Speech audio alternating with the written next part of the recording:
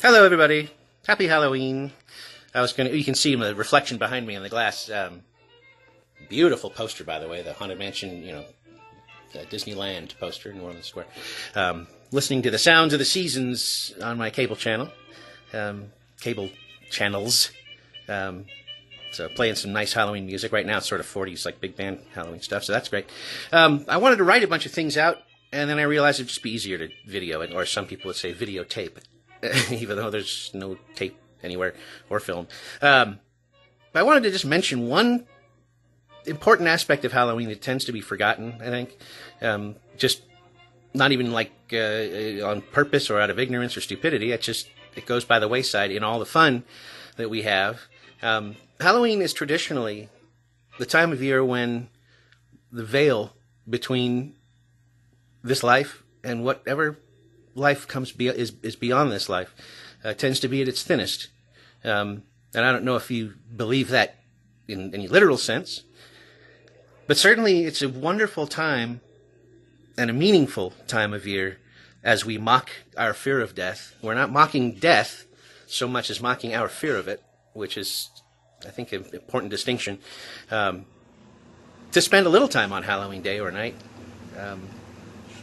remembering and memorializing and telling your loved ones who have passed on, all of the people and pets and every person and thing and whatever that you love in your life that is no longer here in physical presence, to remember it.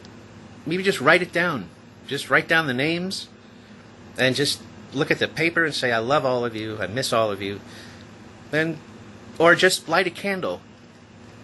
You could do it for a candle for each person or each loved thing, and then put that candle in its own jack-o'-lantern. Or it's important. The older I get, the more meaningful that aspect of Halloween becomes. I'm always going to love. I was born with it. It's in my family DNA to be a fanatic about jack-o'-lanterns and bats and spiders and witches and skeletons and all of that, and the wonderful stuff about it, but also the meaningful, ancient part of Halloween is to cross that veil, is to tribute and remember and appreciate the people who meant the most to you and who passed on, not even just in the past year, but anyone who comes to mind and heart when you think about it. A grandparent or a parent or a sibling or your cat, whatever. As I said that, my cat Autumn is her name. Halloween was the first cat I had. She just jumped up here on my lap. Anyway, it's important to do that, I think. I think it's important for us, as we mock our fear of death, to do something that perhaps will remind us that there may be more, that there is more beyond our death, that it's not just the end of things.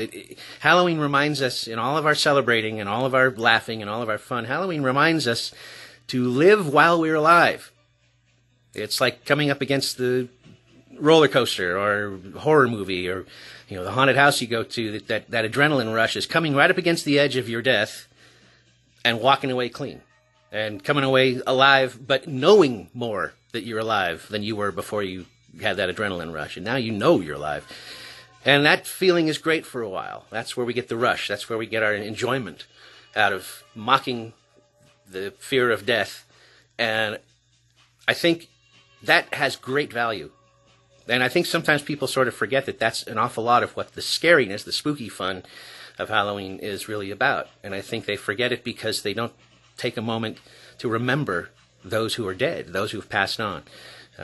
So it's, in a way, it's sort of like a Memorial Day. And I just hope everyone can find a moment to do that in whatever small way, big way, however you want to do it.